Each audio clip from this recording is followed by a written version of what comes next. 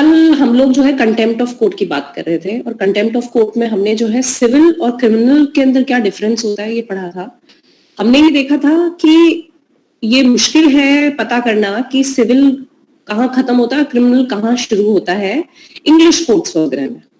लेकिन हमारे यहाँ पर जो है इस बात को काफी क्लियर किया गया है। वहां ये बोला गया है कि ऑर्डर और इनके डिसीजन को जो है नहीं की अवमानना करी जा रही है,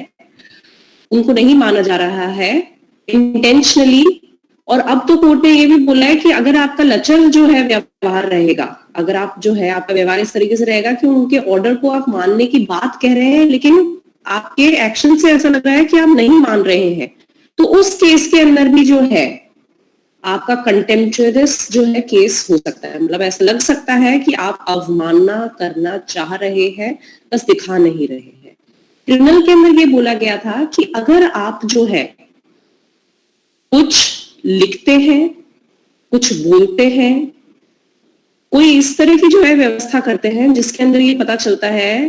कि आप कोर्ट के खिलाफ जो है कुछ बोलना चाह रहे हैं, उन केसेस को जो है आपको क्रिमिनल कंटेम्प्ट के अंदर जो डालना पड़ेगा। अब हमने कल जो है बात करी थी कि इसकी क्या पनिशमेंट्स होती हैं। ठीक है, punishment for the contempt of court वो कल भी देखी थी हमने, लेकिन अब जो है फिर से हम देखेंगे। और साथ साथ में हम जो है ये भी बात करेंगे कि क्या रेमेडी है, अगर आपको जो है पनिशमेंट दी जा रही है तो उसकी क्या रेमेडी है, किस तरीके से जो है बचाव हो सकता है। और हम एक सेक्शन और पढ़ेंगे जिसके अंदर ये बात कही गई है कि कौन सी ऐसी रिपोर्टिंग होगी, कौन सी ऐसी चीजें होंगी जिनको कंटेम्प्ट या अवमानना जो है कोर्ट की नहीं माना जाएगा। और हम 2 या 4 जो है इंपॉर्टेंट केसेस हैं उनके अंदर क्या बोला गया है वो भी हम देखेंगे। मैं उन चीजों को जो है स्क्रीन पे डाल देती हूँ ताकि आप मेरे साथ साथ में जो है उनको पढ़ सके सेक्शंस, और वो सारे के सारे आप देख सकें।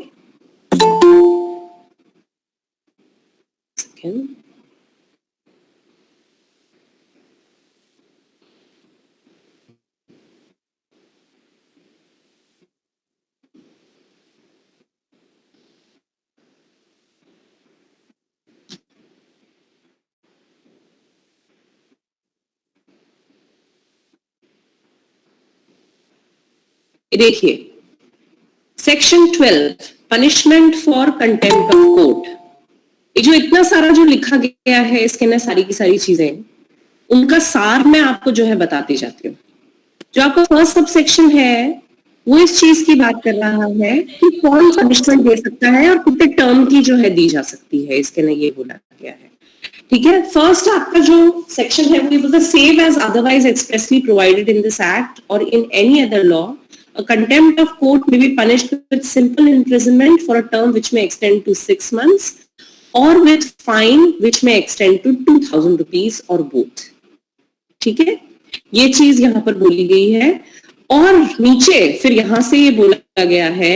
provided that the accused may be discharged or the punishment awarded may be remitted or apology made to the satisfaction of the court, ये बोला गया है यहाँ पे। ठीक है, देखिए यहां पर जो है ये चीज बिल्कुल साफ हो गई है, हम लोगों को पता चल गया है कि पनिशमेंट कितनी दी जा सकती है। अगर ये बात करी जाती है तो मैक्सिमम जो है सिंपल इम्प्रिजनमेंट का टर्म जो है वो दिया गया है 6 मंथ्स का, और ऐसा फाइन जो कि 2000 रुपए तक जो है दिया जा सकता है। अब यहां पर ये बात भी साथ साथ में बोली गई है कि अगर ये आपके उसमें भी आ जाता है बाद में, अगर हम ये बात करते हैं कि remedies against the order of punishment, उसके अंदर भी ये चीज आ जाती है कि क्या किस तरीके से जो है इस पनिशमेंट से जो कि आपको कंटेम्प्ट ऑफ कोर्ट के अंडर मिलती है उससे बचा कैसे जा सकता है। तो उसका एक तरीका तो ये बोला गया है कि अगर आप कोर्ट के सामने जो है अपॉलॉजी मांग लेते हैं, ठीक है ना, अपनी गलती को स्वीकार कर लेते हैं, उसमें रीजनिंग हो सकती है बोनाफाइड कि मुझे ऐसा लगा था, इस कारण से जो है मैंने ये चीजें बोली, आप अपने आप को एक्सप्लेन कर सकते हैं। तो केवल इस वजह से कि आपने उसमें रीजनिंग प्रोवाइड किया है, इस वजह से ही कोर्ट जो है उसको रिजेक्ट नहीं करेगा। अगर आप उसके अंदर जो है कि अपनी गलती ये लिख तो रहे हैं आपकी, हाँ ठीक है मैं आपके कहने पे गलती मान रहा हूं लेकिन मेरी कोई गलती नहीं थी, मैंने क्या किया जिसकी वजह से आप मेरे को ये जो है बोल रहे हो कि मेरे पे पनिशमेंट लगेगी और लगेगी। तो ये क्वालिफाइड जो जिसको बोलते हैं ना कि मतलब विद रीजन आप जो है अपना पनिशमेंट के लिए माफी मांग रहे हैं, लेकिन रीजन अगर ऐसा हो जिसके अंदर आप लग रहा हो कि अपनी गलती मानना ही नहीं चाहते, तब कोर्ट उसको एक्सेप्ट नहीं करेगा। तो आपको बोनाफाइडली जो है अपनी गलती की जो माफी मांगनी पड़ेगी, और उसके अंदर आप जो है ये बता सकते हैं कि क्या कारण रहा था, ठीक है, उसके लिए जो है मना नहीं किया जाएगा। Shall not be rejected merely on the ground that it is qualified or conditional if the accused makes it bona fide। मतलब वो अपनी सही बात बताते हुए अगर अपनी गलती बता रहा है तो उसको माना जाएगा, ठीक है। दूसरी चीज जो है इसके अंदर आती है कि कंटेम्प्ट के लिए पनिशमेंट देने का अधिकार किसको है। कंटेम्प्ट के लिए पनिशमेंट देने का अधिकार जो है वो सुप्रीम कोर्ट को और हाई कोर्ट को दिया गया है। हाई कोर्ट के पास ही अधिकार है, जो हमने कल सेक्शन 10 के अंदर भी जो है देखा था, ठीक है, ये power of high court to punish contempts of subordinate court. High court के पास में ये पावर होती है कि अपने से जो सबऑर्डिनेट कोर्ट्स होते हैं उनके साथ में अगर कोई कंटेम्प्ट हुआ होता है तो हाई कोर्ट ही उसके लिए पनिश करते हैं, ये पावर उन्हीं को दी गई है, ठीक है। अब यहां पर जो है तीसरी चीज ये बोली जाती है कि सिविल केसेस के अंदर ज्यादातर जो है आपको फाइन लगाया जाता है, फाइन लगाया जाता है, लेकिन यहां पर ये देखिए क्या बोला जा रहा है थर्ड सबसेक्शन में, notwithstanding anything contained in this section where a person is found guilty of a civil contempt of the court, if it considers that a fine will not meet the ends of justice and that a sentence of imprisonment is necessary, it shall, instead of sentencing him to simple imprisonment, direct that he be detained in a civil prison for such period not exceeding 6 months as it may think fit। देखिए जो practice है, practice यही कहती है कि अगर आपकी जो है सिविल अवमानना या सिविल कंटेम्प्ट हुआ है, ऐसे केस के अंदर जो है व्यक्ति पे फाइन लगाया जाए, ठीक है। कोर्ट ही देखिए फैक्ट्स एंड सर्कमस्टेंसेस को देखते हुए उस केस की ये पता लगाएगा, मैंने आपको बताया कि सिविल कंटेम्प्ट है या क्रिमिनल कंटेम्प्ट है, दोनों के अंदर आपको डिफरेंस बताया था कि क्या सिचुएशंस थी जिनकी वजह से ऐसा हो रहा है। तो वो पता करने के बाद में कि सिविल कंटेम्प्ट है और फिर उस इंसान को चांस देने के बाद में भी कोर्ट सेटिस्फाई नहीं हुआ कि नहीं आपने गलती तो करी है, आपके ऊपर जो है आपको पनिशमेंट दी जाएगी और जो है मान लीजिए फाइन लगाया जाएगा, परंतु व्यक्ति जो है मान ही नहीं रहा है, वो आगे से आगे अवमानना करते जा रहा है, या उसने इस तरह की बात करी है जिससे कोर्ट की व्यवस्था के ऊपर बहुत बड़ा प्रश्न चिन्ह उठ गया है और गलत तरीके से जो है उसने बात करी है, और कोर्ट को ये लगता है कि भले ही ये सिविल अवमानना है कि वो ये हमारा ऑर्डर नहीं मान रहा है और नहीं कर रहा है, लेकिन फाइन जो है वो पूरा नहीं पड़ेगा और हमें इसको पनिशमेंट देनी पड़ेगी। तो वहां पर जो आपकी सिंपल इम्प्रिजनमेंट है, ठीक है, जो आपको उसको जो एक तरीके से सरल रूप से जो है आप उसको पनिशमेंट या फिर जो है जेल के अंदर भेजना चाह रहे हैं, ठीक है, simple imprisonment, not rigorous imprisonment, simple imprisonment होता है 6 महीने तक का। वहां पर वो देने के बजाय उसको आप क्या कर सकते हैं, आप उस व्यक्ति को सिविल प्रिजन वहीं पर रहता है कोर्ट के अंतर्गत ही, वहां पर उसको जो है भेज सकते हैं।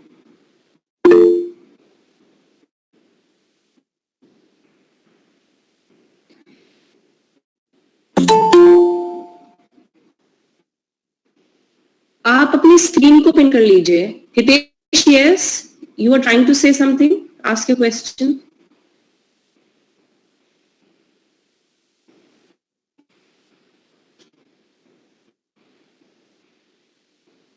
नथिंग, ठीक है। नेक्स्ट हम आते हैं, हम ये समझ गए कि वो सिविल प्रिजन में जो है उनको रख सकते हैं वहां पे। फिर हम ये देख चुके हैं कि अगर अपॉलॉजी करी जाती है उस व्यक्ति के द्वारा, ठीक है, माफी मांगी जाती है, तो कोर्ट जो है उसकी सेटिस्फैक्शन के अनुसार जो है कि अगर उसे लगता है कि ये माफी काफी है तो उस इंसान को डिस्चार्ज भी कर सकता है, या फिर उसका फाइन जो है एकदम डिक्रीज करके 1 रुपए 2 रुपए के हिसाब से इस तरह का फाइन जो है वो लगा देते हैं, केवल सांकेतिक रूप से ये चीज है।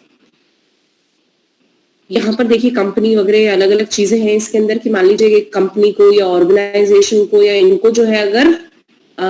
अवमानना का दोषी ठहराया जाता है तो उस केस के अंदर जो है किसके नाम से अवमानना लगाई जाएगी, तो वहां पर जो है ऑफिसर अपॉइंट होता है उसके नाम से होती है। यहाँ पर भी OIC होता है, ठीक है, ऑफिसर इंचार्ज, जो कि गवर्नमेंट डिपार्टमेंट में होता है, उनके खिलाफ जो है लगाई जाती है। ठीक है, नेक्स्ट हम आते हैं, आपका लिमिटेशन पीरियड की बात करी गई है यहाँ। ठीक है, लिमिटेशन पीरियड आपको पता होना चाहिए। ठीक है, सीपीसी वगैरह आया नहीं है अभी, लेकिन ये चीजें जरूरी हो जाती हैं। लिमिटेशन पीरियड वो होता है कि कितने समय के अंदर जो है किसी को अगर दोषी पाया जाता है तो प्रोसीडिंग्स कितने टाइम में जो है उस कोर्ट को चलानी पड़ेगी और किस समय के बाद में जो है आप प्रोसीडिंग्स नहीं चला सकेंगे। तो सेक्शन 20 जो है वो इस चीज की बात करता है कि क्या समय सीमा है जिसके अंदर अंदर रहते हुए जो है किसी व्यक्ति के ऊपर अवमानना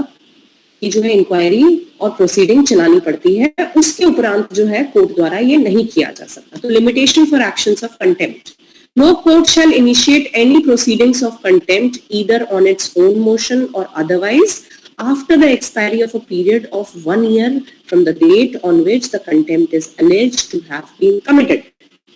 ये कहा जाता है कि इस तारीख को अवमानना की गई है, अगर ये बोला जाता है तो उस तारीख से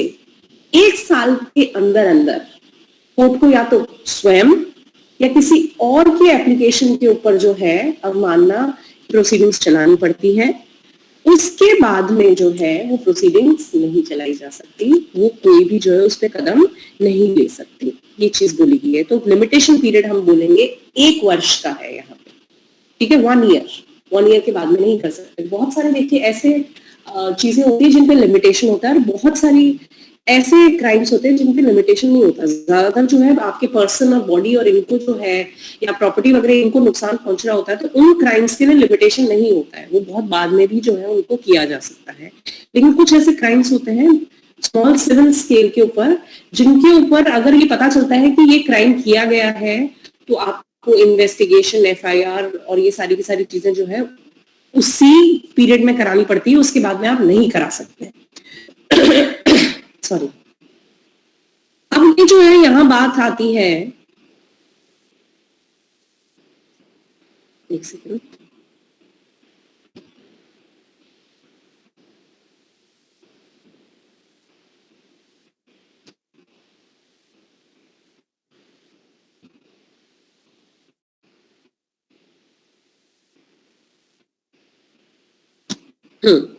यहां पर हम देखेंगे कि कौन सी चीजें जो है, कौन सी चीजें जिनको कंटेम्प्ट नहीं समझा जा सकता। ठीक है, हम हमेशा ये बोले आपने कुछ भी किसी के लिए बोल दिया, आपने किसी के लिए कुछ भी बोला और आपको ये बोला जाए कि आपने कंटेम्प्ट कर दी, you have committed a contempt, आपने अवमानना कर दी है कोर्ट की, तो ऐसे में इंसान कुछ भी नहीं बोल पाएगा। आप जो है कल जैसे जिस तरीके से आप लोग विचलित हो रहे थे ये सोचते हुए कि हम तो फिर कभी कुछ ही नहीं बोल सकते, कोई क्रिटिसिज्म कर ही नहीं सकते कि ये केस जो है सही हुआ है नहीं हुआ है। हम हमेशा एडीएम जबलपुर के केस की जो है एक तरीके से बुराई करते हैं, हम उसका कंस्ट्रक्टिव क्रिटिसिज्म करते हैं, ये कहते हुए कि आर्टिकल 21 जो है राइट टू प्राइवेसी उस समय खासकर उसके एक तरीके से वैल्यू को बहुत ही घटा दिया गया था। उसका जो औचित्य है आर्टिकल 21 का और खासकर उसके अंतर्गत जो है आपकी निजता के अधिकार का, राइट टू प्राइवेसी का, उसको बहुत ही ज्यादा नुकसान पहुंचा था, ये बोला गया था। तो अगर हम लोगों को ये अधिकार ही नहीं है कि हम कुछ भी बोल सके कोर्ट के लिए या फिर उसके डिसीजंस पे कुछ डिस्कशन कर सके, तो फिर ये व्यवस्था किस काम की है जहां पर इस तरीके से डर के रहा जाए? ऐसा नहीं है, ऐसा नहीं है। और यहां ये बोला गया है कि अगर इनोसेंट पब्लिकेशन और डिस्ट्रीब्यूशन ऑफ मैटर होता है कुछ भी, तो उसे जो है अवमानना नहीं माना जाएगा, आपको ये प्रूव करना पड़ेगा। ठीक है, पहले तो ये चीज है यहां पे। यहां क्या बोला जा रहा है? यहां ये बोला जा रहा है, a person shall not be guilty of contempt of court on the ground that he has published, whether by words spoken or written or by signs or by visible representations or otherwise, any matter which interferes or tends to interfere with or obstructs or tends to obstruct the course of justice in connection with any civil or criminal proceeding pending at that time of publication, if at that time he had no reasonable grounds for believing that the proceeding was pending. समझे? सबसे पहला तो ये बोला गया है यहाँ पे। कई बार ऐसा होता है, अगर वो बिल्कुल अपने आप को क्लियर करता है, देखिए उसको ये बताना पड़ेगा ये चीज, क्योंकि ये क्रिमिनल उसके अंदर आ रहा है। क्रिमिनल कंटेम्प्ट के अंदर क्या बोला गया था कि यदि कोई व्यक्ति इस तरह का पब्लिकेशन करता है शब्दों के द्वारा, बोल के, लिख के, एक्सप्रेशंस या इन सब के द्वारा जो है कहीं पे भी चिन्हित या चित्रित करके, अगर वो किसी जो है कोर्ट की प्रोसीडिंग्स सिविल या क्रिमिनल के बारे में कोई कमेंट कर रहा है, कुछ पब्लिश कर रहा है, और उस कारण से वो जो प्रोसीडिंग्स हैं जो चल रही हैं उनके ऊपर किसी तरह की जो है परेशानी आ सकती है, कोई ऑब्स्ट्रक्शन आ सकता है, वो लोगों को ओपिनियन जो है फॉर्म हो सकता है। हम मीडिया ट्रायल वगैरह जिसको बोलते हैं, जिस तरीके से कई बार कोर्ट्स रोकते हैं कि आप इस पे कमेंट ना करें, ठीक है। तो अगर वो व्यक्ति ये बोलता है कि मुझे ये पता नहीं था कि इस समय वो प्रोसीडिंग पेंडिंग है और इसी कारण से मैं उसके ऊपर कमेंट कर रहा था, मेरा जो है ऐसा कोई भी इच्छा नहीं थी कि जिसकी वजह से मैं उन प्रोसीडिंग्स को ऑब्स्ट्रक्ट करूं किसी भी तरीके से। क्योंकि देखिए क्या होता है कि ये बोला जाता है कि जजेस वगैरह को ये बोला जाता है, बड़े वो जब केसेस वगैरह करते हैं ना, तो वो किसी भी तरीके से जो है कोई पेपर पढ़ना और करना ये काम ना करें। उनको एक तरीके से ट्रेनिंग दी जाती है कि आप जो बातें मीडिया में आ रही है उसके ऊपर ध्यान ना दें। अब देखिए ये चीज होते हुए भी यहाँ पर जो है मीडिया ट्रायल होते हैं और कई बार लोगों को जो है उसके बाद में दोषी मान लिया जाता है और फिर उसके बाद में पता चलता है एविडेंसेस वगैरह नहीं थे तो उनको निर्दोष भी माना जाता है, ठीक है। वैसा आपके तलवार के केस के अंदर हुआ था, ठीक है, जहां पर ये बोला गया था कि it was all because of media trial, जिसकी वजह से तलवार दंपत्ति को जो है पनिश किया गया था अपनी डॉटर के मर्डर के अंदर, ये बोला जाता है। अब वो उसमें कितनी सच्चाई है, लेकिन बात ऐसी है कि मीडिया ट्रायल की वजह से इनफैक्ट जो जल्दबाजी हुई, अगर वो दोषी भी हैं तो अब उनको नहीं पाया जा सकता, क्योंकि अब जो है एविडेंसेस वगैरह बहुत ज्यादा कंटेमिनेट हो चुके हैं, बहुत गड़बड़ हो चुकी है उनके अंदर। तो कई बार ये जो है पब्लिकेशन वगैरह होता है, इसकी वजह से निर्दोष दोषी बन जाता है और दोषी जो है बच के निकल जाता है।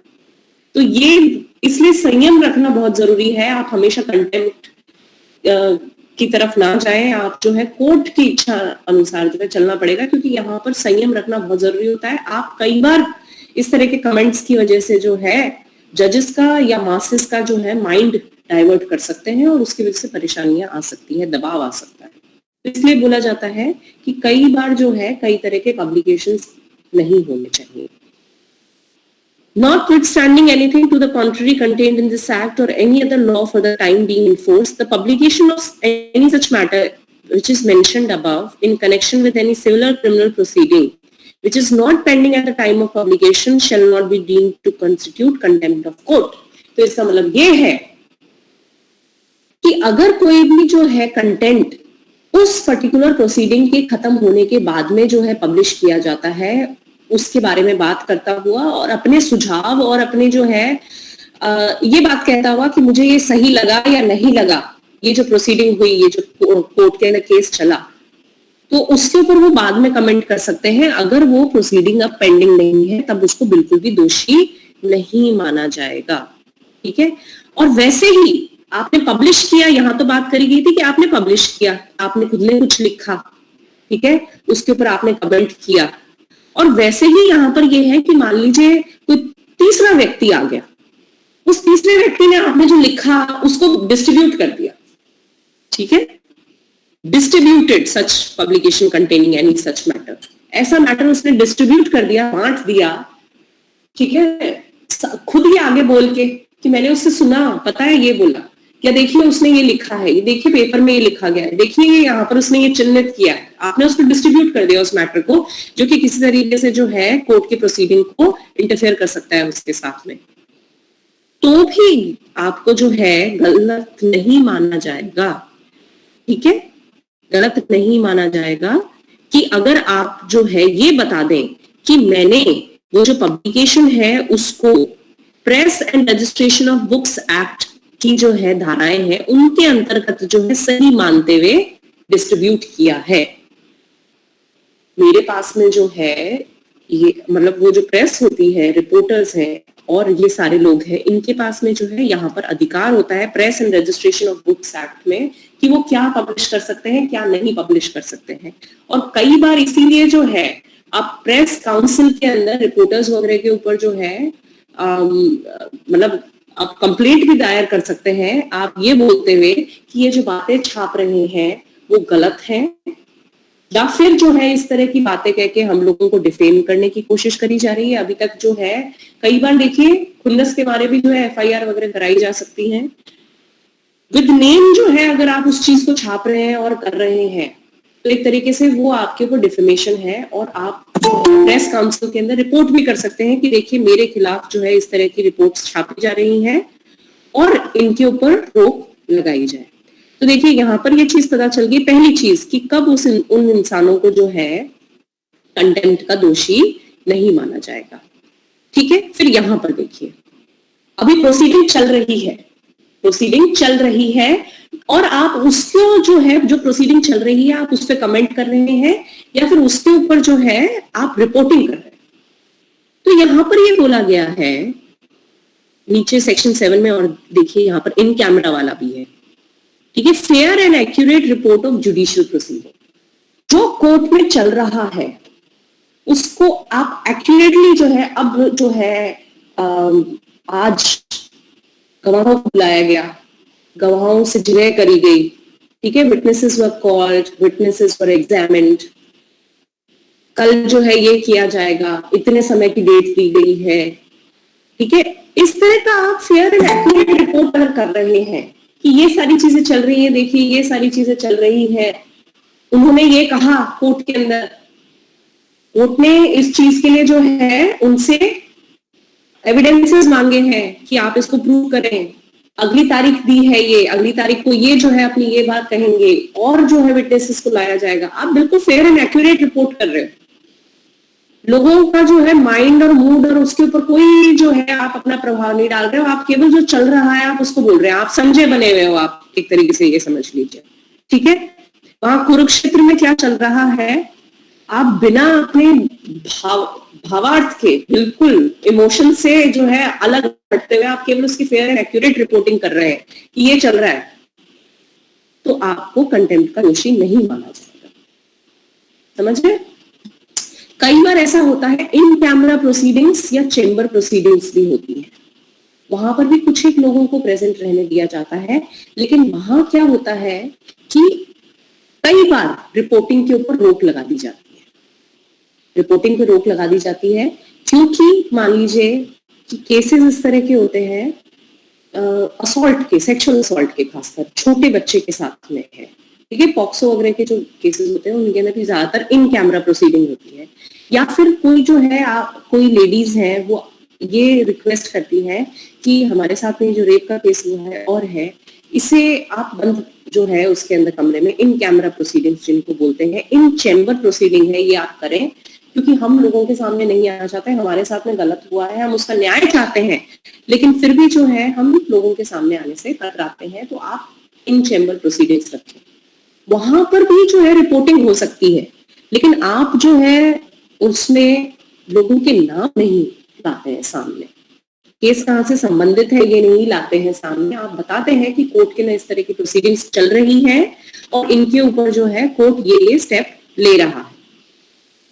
वो चीजें आप जो है रिपोर्ट कर सकते हो जब तक कि कोर्ट ने उनके ऊपर एक्सप्रेसली जो है रोक नहीं लगाई गई हो कोर्ट के द्वारा, कोर्ट ने ये बिल्कुल मना कर दिया हो कि this is not reportable, you should not report it, आपको इसके ऊपर कोई कमेंट्स नहीं लिखने हैं, आप यहाँ पर से जो है जो भी यहाँ पर प्रोसेस चल रही है, देखिए प्रेस वगैरह इसलिए थोड़ी बहुत प्रेजेंट रह सकती है, रीजन ये होता है कि एक तरीके से आप लोगों को ये विश्वास दिला सकते हैं कि प्रोसीडिंग सही चल रही है, हम गलत नहीं कर रहे हैं, इसलिए वहां प्रेजेंस हो सकती है दूसरे लोगों की, ठीक है। पब्लिक ऑर्डर है मेंटेन रखने के लिए, सिक्योरिटी ऑफ स्टेट से अगर मैटर रहे, सीक्रेट प्रोसेस से रिलेटेड हो, डिस्कवरी या इन्वेंशन से रिलेटेड अगर कोई मैटर हो कि भाई किसी और ने मेरा चुरा लिया, वो पेटेंट कराने जा रहा है, ये मेरा इन्वेंशन था देखिए, तो अगर वो आप जो है उस इन्वेंशन को डिस्कस कर दोगे पेपर वगैरह के अंदर बिल्कुल ओपनली, तो वो तो कोई और बना लेगा इतनी देर के अंदर और पेटेंट करा लेगा अपना। तो इन चीजों को खुला नहीं जा सकता, इन चीजों को इन चेम्बर जो है और इन कैमरा प्रोसीडिंग करनी पड़ती है। इन कैमरा का मतलब कि रिकॉर्डिंग भी हो सकती है, अलग से जो है वहां पर प्रेजेंस होती है। ये आप बाद में पढ़ेंगे, इसलिए मैं ज्यादा इनके ऊपर चीज नहीं बोल रही हूँ। तो ये सारी चीजें जो है इनके अंदर भी इंसान अगर फेयर रिपोर्टिंग कर रहा है और जिन चीजों में रोक लगाई गई है उनके अंदर कमेंट नहीं कर रहा है, रिपोर्टिंग केवल अलग हटके रिपोर्टिंग कर रहा है थोड़ा बहुत बताने के लिए कि इस तरह की प्रोसीडिंग्स चल रही है, तो उस इंसान को कंटेम्प्ट का दोषी नहीं माना जाएगा। फिर fair criticism of judicial act is not a contempt. अगर आप फेयर क्रिटिसिज्म कर रहे हैं, वहां पे सारे फैक्ट्स एंड सर्कमस्टांसेस को लाते हुए फिर कमेंट कर रहे हैं, केवल अपने मन से ही देखो सारी की सारी जो है ये तो लोग मिलते हैं नेताओं से, ये तो सारे करप्ट है, ठीक है, ये डिसीजन दिया गया है, ये डिसीजन पूरे सरकार के जो है उसके अंदर है, फेवर के अंदर है, ये तो सरकारी जो है आप बोल सकते हैं कि एजेंट है कोर्ट के अंदर और कुछ नहीं है, और आपने कुछ भी नहीं देखा है, बस ये कमेंट कर दिया। आप ये नहीं बता रहे हैं कि किस तरीके से जो है ये डिसीजन जो दिया गया वो गलत है, किस तरीके से जनता को नुकसान पहुंचेगा, किस तरीके से जो है ये केवल सरकार के फेवर में है, क्यों है, आप कुछ कमेंट नहीं कर रहे हैं। फेयर क्रिटिसिज्म नहीं है वहां पे, तो केवल आप एक क्रिटिक कर रहे हैं, उनको गलत बता रहे हैं, गलत ठहरा रहे हैं, फेयर क्रिटिसिज्म नहीं बोलेंगे हम उसको। तो वहां पर जो है ये बोला जाता है अगर फेयर क्रिटिसिज्म नहीं हो कि आप कंटेम्प्ट में हो सकते हैं, लेकिन आप विद रीजंस और दिखाते हुए सारे फैक्ट्स एंड सर्कमस्टेंसेस, आपने चार्ट बना दिया, देखिए ऐसा हो रहा है, ये डिसीजन हो रहा है, इस तरीके से गलत है, ये नुकसान पहुंचेगा, आगे चल के देखिए जो प्रोजेक्शंस हैं वो ये कहते हैं, तब आपको जो है कंटेम्प्ट ऑफ कोर्ट का दोषी नहीं माना जा सकता है बिल्कुल भी। अगर आपने किसी प्रिसाइडिंग ऑफिसर जो सबऑर्डिनेट कोर्ट का है उसके खिलाफ कोई शिकायत करी है हाई कोर्ट के अंदर कि देखिए इस तरीके से एक्ट कर रहे हैं, तो उसे भी जो है कंटेम्प्ट ऑफ कोर्ट का गलती नहीं मतलब दोषी नहीं माना जाएगा उसको, मतलब उस व्यक्ति को, क्योंकि उसने गुड फेथ में अगर दी हो, ऐसे ही कि देखना मैं तुम्हारी जो है शिकायत करके तुम्हें कैसे परेशान करता हूँ या परेशान करती हूँ, इस तरीके से एक तो आप करके दे रहे हैं और आपको लग रहा है कि वो जो है अपनी पावर्स का सही ढंग से यूटिलाइजेशन नहीं कर रहे हैं, जिन पावर्स का वो यूज कर सकते थे वो नहीं करी गई है उनके द्वारा, तो भी आप कंप्लेंट जो है कर सकते हैं कि वो हम लोगों को तो चांस ही नहीं दे रहे, हमारा जो है केस आगे से आगे उठा के जो है डाल रहे हैं, हमें जिरह करने का समय नहीं दे रहे हैं। आपने गुड फेथ में सच में जो है कोई परेशानी होते हुए अगर आपने कोई कंप्लेंट करी है तो आपको अवमानना का दोषी जो है नहीं माना जाएगा, वरना तो इंसान ऐसे हमेशा ही डर के रहेगा कि मैं तो शिकायत करने गया और या फिर फेयर क्रिटिसिज्म किया या मैंने कोई रिपोर्टिंग करी, मेरे पे तो कंटेम्प्ट ऑफ कोर्ट का जो है चार्ज लग जाएगा। ये चीजें नहीं बोली गई है, आपके पास में अधिकार है ये सारे, लेकिन रीजनेबली आप अगर जो है इन चीजों पे कमेंट करें और सही कारण होते हुए आप जो है शिकायत करें और करें तो ही जो है उनको सही माना जाएगा, अन्यथा नहीं माना जाएगा। अब इसके अंदर आता है remedies against the order of punishment. ये आप सुन लीजिए, सेक्शन 13 के अंदर जो है क्या बोला गया है हम देखते हैं। एक तो मैंने आपको बताया गया, एक रेमेडी तो ये है कि आप अपॉलॉजी लिख के दे दें, उसे अगर कोर्ट जो है वो रीजनेबल और सही मानता है तो आपको जो है मिल जाएगा। ठीक है, हमने ऊपर भी देखे कि कंटेम्प्ट ऑफ कोर्ट जो है हो भी गया, मान लीजिए हमने देखा कंटेम्प्ट ऑफ कोर्ट की क्या पनिशमेंट है। ठीक है, उस पनिशमेंट के अंदर एक चीज बोलती है, अगर आपने अपॉलॉजी लिख के दे दी है तो कोर्ट जो है उसको मान लेगा कि हाँ ठीक है हम आपको डिस्चार्ज करते हैं कंटेम्प्ट ऑफ कोर्ट के चार्ज से। हमने ये देख लिया कि कौन सी चीजें जो है कंटेम्प्ट ऑफ कोर्ट नहीं मानी जाएंगी। अब हम ये देख रहे हैं कि कंटेम्प्ट ऑफ कोर्ट हो गया है, लेकिन वो किन केसेस में पनिशेबल नहीं, हम यहां वो आते। ठीक है, वो चीज आते हैं। देखिए 2006 के अंदर जो है लाया गया था ये चेंज, और इसके अंदर ये नया सेक्शन जो है डाला गया था, मतलब चेंज किया गया था सेक्शन 13 के अंदर, इसकी लैंग्वेज में बदलाव किया गया था। सेक्शन 13 ये कहता है कि cases where contempt of court cannot be punished under certain circumstances or certain cases. Clause A जो है वो ये कहता है no court under this act shall be punished for contempt of courts unless and until it satisfies that contempt is of such nature that it tends to substantially interfere or substantially interferes with the due course of justice. क्या बोला गया है कि contempt of court तो हो गया है, अब आपको देखिए फाइन तो लगा सकते हो आप, लेकिन उस इंसान को इम्प्रिजनमेंट देना है या नहीं, इम्प्रिजनमेंट देना है या नहीं है, उसको पनिश करना है या नहीं है। कंटेम्प्ट ऑफ कोर्ट का उस पर चार्ज लगेगा तो उसके ऊपर रिपेरिमेंट वगैरह बहुत सारी चीजें हो जाती है उस व्यक्ति पे। और दूसरे देखिए, आपने कंटेम्प्ट ऑफ कोर्ट का अगर चार्ज लगा देते हो ना किसी व्यक्ति पे, और वो किसी कंपनी का है, किसी जो है डिपार्टमेंट का है, या कोई एडवोकेट भी है, तो वहां पर ही उसके ऊपर जो है डिसिप्लिनरी प्रोसीडिंग्स चल जाती है। आपको उसको खुद तो पनिश करने की जरूरत ही नहीं है, कई बार तो ऐसा होता है। तो वो ये बोलते हैं कि अगर उसके कंटेम्प्ट ऑफ कोर्ट ने, उस व्यक्ति के कंटेम्प्ट ऑफ कोर्ट ने जो कोर्ट की प्रोसीडिंग्स है या ड्यू कोर्स ऑफ जस्टिस है, मतलब जिस तरफ जो है न्याय का जो रास्ता है, उसके अंदर जो है बहुत ज्यादा परेशानियां ना उत्पन्न करी हो, बहुत ज्यादा रोक ना लगाई गई हो उसके एक्ट के द्वारा, ठीक है, if there is not a substantial interference in the due course of justice and the proceedings of the court, तब उसे पनिश करना सही नहीं रहेगा। ये चीज बोली गई है, ठीक है। और दूसरी चीज ये भी है कि अगर अपॉलॉजी नहीं दी है उसने, लेकिन उस व्यक्ति ने, दूसरी चीज ये कहता है कि अगर उसने जस्टिफिकेशन दे दिया है, ठीक है, डिफेंस ऑन द जस्टिफिकेशन कि why did I do whatever I did, मैंने ये इस तरह का कमेंट क्यों किया, मुझे क्या लग रहा था, ठीक है, मुझे ऐसा लग रहा था कि प्रोसीडिंग्स खत्म नहीं हुई है साहब, इसलिए मैंने जो है लिखा। सर मैंने फेयर क्रिटिसिज्म किया है जुडिशियल प्रोसीडिंग का, देखिए विद फैक्ट्स एंड सर्कमस्टेंसेस किया है, आप मुझे दोषी कैसे ठहरा सकते हैं, ठीक है। तो इन केसेस में जहां पर जो है पब्लिक इंटरेस्ट वगैरह में लग रहा है लोअर कोर्ट्स वगैरह का कि हाँ ये तो चीज गलत जा रही थी और उसने सही कमेंट कर दिया, उसकी जस्टिफिकेशन उसने दे दिया, वहां पर भी उसको पनिश नहीं किया जाएगा, ये चीज बोली गई है। अब कुछ जो है आपके इंपॉर्टेंट केसेस हैं। पहला केस मैंने आपको बताया था, ठीक है, पहला केस बताया था, वहां पर जो है ये बोला गया है कि हाई कोर्ट्स और supreme court, high court and supreme court, इनके पास में कई बार ये भी अधिकार है कि वो एग्जेम्पलरी पनिशमेंट भी दे सकते हैं। इम्प्रिजनमेंट तो 6 महीने से ऊपर का नहीं जा सकता,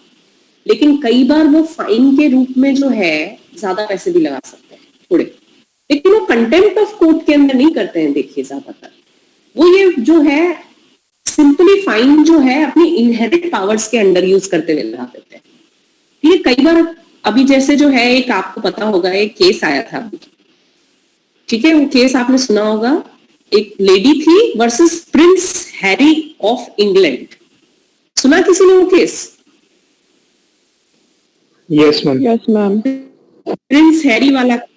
ना, वो that person was either delusional, ठीक है, either that person was delusional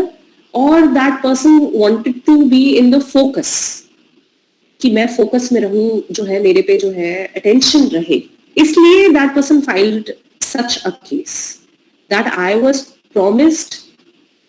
to be married by him, ठीक है, to himself, but he did not marry me, so this is a breach of contract and all, और ये सारी की सारी चीजें court was, I don't know, very graciously उन्होंने केवल उस केस को खत्म किया and it was without cost. ऐसे केसेस के अंदर जो है, इस तरह की फ्यूटाइल केसेस के अंदर कोर्ट्स जो है बहुत हाई पनिशमेंट भी जो है लगा देते हैं, ठीक है, कई बार आजकल 50,000 रुपए तक की भी लगा देते हैं, सीधा 50,000 रुपीज कॉस्ट, फिर कोर्ट को प्लेकेट करना पड़ता, सॉरी माय लॉर्ड ये है वो है वो है वो है, सारी की सारी चीजें,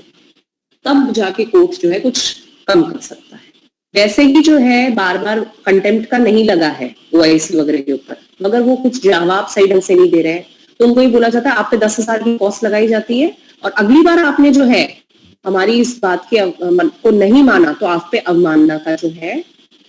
चार्ज लगा दिया जाएगा, फिर आप डिसीजन ले, आप जवाब देते फिर कोर्ट जो है कई बार ये चीजें भी बोलता है, ये चीज बोली गई है। अब मैंने आपको कल बताया था supreme court bar association versus union of India का केस था 1998 का, उसके अंदर ये बात हुई थी कि आप जो है लाइसेंस टू प्रैक्टिस जो है उसको सस्पेंड नहीं कर सकते, ठीक है, वो चीज नहीं हो सकती है इसके अंदर। दूसरा केस है सुधाकर प्रसाद, ये मैं आपको केसेस जो है अभी आप लोगों का एक वो तैयार किया जा रहा है शायद ऑनलाइन डेटाबेस,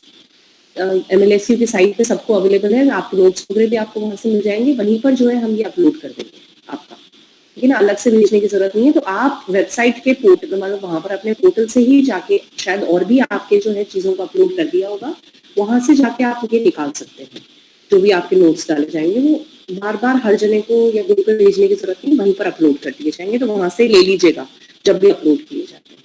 ठीक है। सुधाकर प्रसाद versus government of Andhra Pradesh का केस था, ठीक है।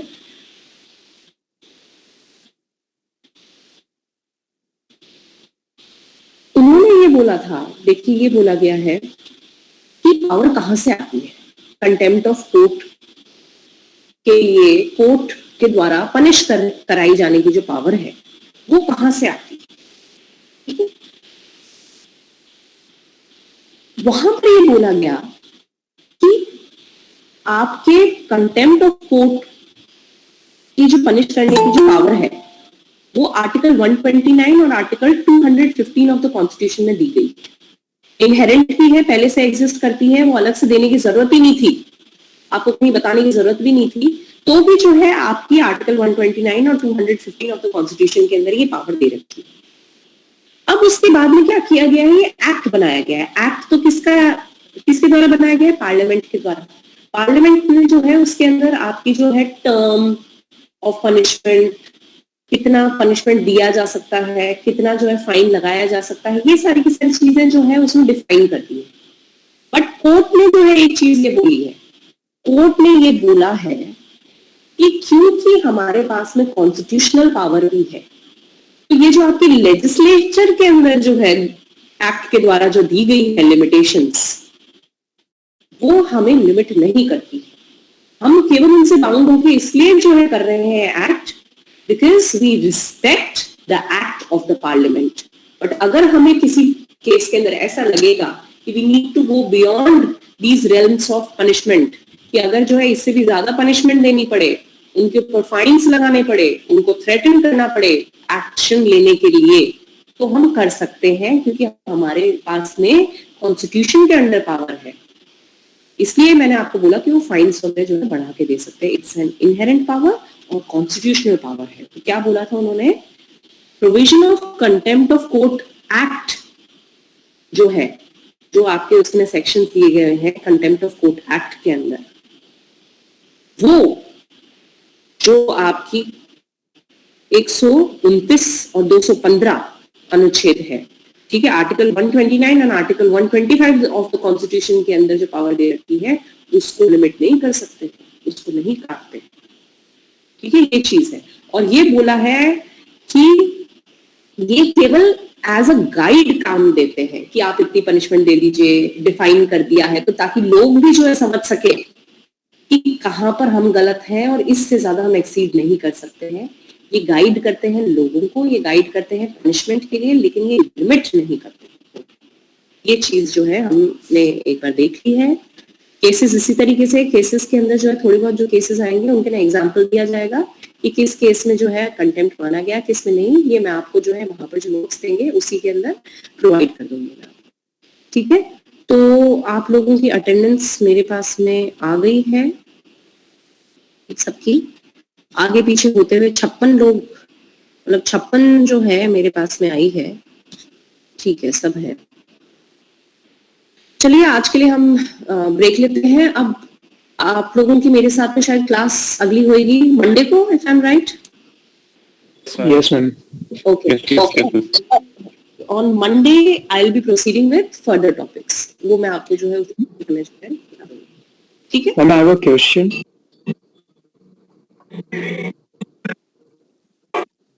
Hello. हाँ बताइए। मैं एक्चुअली कह रहा था कि जैसे कंटेम्प्ट ऑफ कोर्ट का आपने जो फाइन बताया था वो 2500 से ज्यादा एक्सीड नहीं कर सकता है, और अगर मान लीजिए अगर केस कंटेम्प्ट ऑफ कोर्ट का है और अगर कोर्ट नॉर्मल फाइन 50,000 लगाती है तो वो किस बेसिस पे लगाएगी?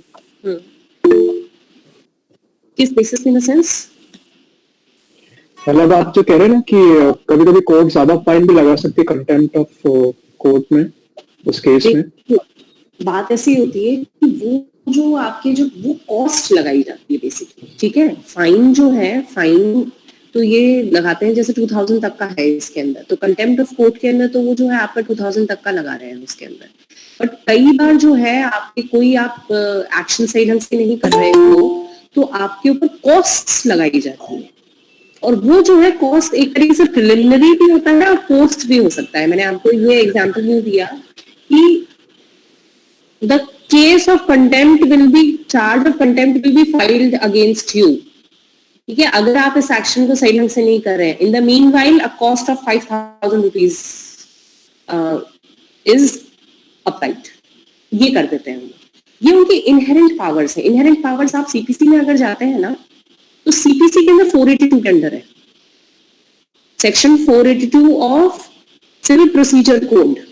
कोर्ट्स को कोई भी पावर देता है, हाई कोर्ट्स को एंड सुप्रीम कोर्ट को। उसमें जो है ये है कि आप 482 अगर आप देते हैं तो एफआईआर अगर करा दी गई है तो एफआईआर को क्वॉश कराना, ठीक है? अगर एफआईआर पे एफआर लगा दी गई है तो उसको प्रोटेस्ट पिटिशन के बाद में जो है, अगर प्रोटेस्ट पिटिशन के अंदर भी नहीं माना जाता है तो वापस से री इन्वेस्टिगेशन करवाना, उसका इन्वेस्टिगेशन ट्रांसफर करवाना, ठीक है? ये सारी चीजें जो है आपकी section 482 of civil procedure code में आ जाती है। उसी के अंदर जो है एग्जाम्पलरी कॉस्ट लगाने का अधिकार जो है कोर्ट के पास में होता है, above and beyond what is provided in this particular section. तो ये वहां से आ रही है पावर ये चीज की, और वहां पर वो रीजन देते हैं, कोर्ट ये लिखाते हैं कि इस तरीके से हुआ है and for all these reasons this person is found to be guilty of contempt of court, और उसके ऊपर इतना जो है आपका फाइन लगाया जाता है। देखिए, क्योंकि कंटेम्प्ट ऑफ कोर्ट के ना हाथों हाथ कॉस्ट नहीं लगाई जा सकती। आपको उस व्यक्ति को जिसके ऊपर चार्ज लगाया जाता है, you have to give that person a chance to defend himself और give you an apology, a written apology, ठीक है? तो है ना, वो वाली चीज है इसके ना, वहां से पावर आती है कोर्ट के। Okay, thank you. Anyone else? Okay then. हाँ जी बताइए।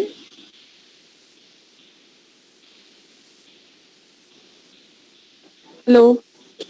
जी, who is that? Ma'am Komal.